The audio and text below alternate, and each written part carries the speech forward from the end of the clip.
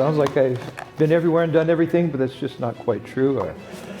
I am just a simple monk and priest in New Mexico, and I love God. That's the only thing that I qualify myself as. So we start out this conference. It's called Surviving the Current Crisis and What is to Come, Holy Abandonment.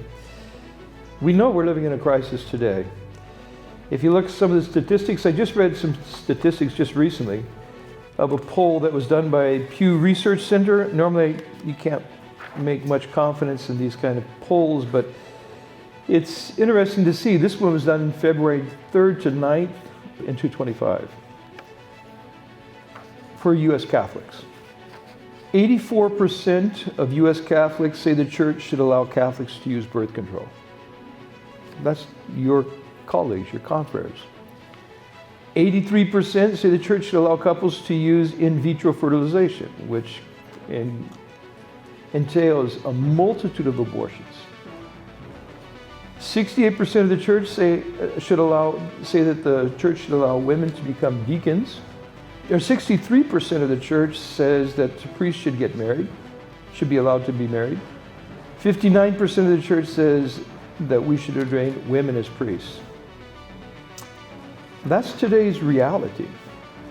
In Spain, they say that I just read an article in the Society's French Review that said that 50% of the youth are atheists, declared atheists, no longer practicing their faith at all. More than half of the children are not baptized that are born in Spain, Catholic country, Catholic Spain.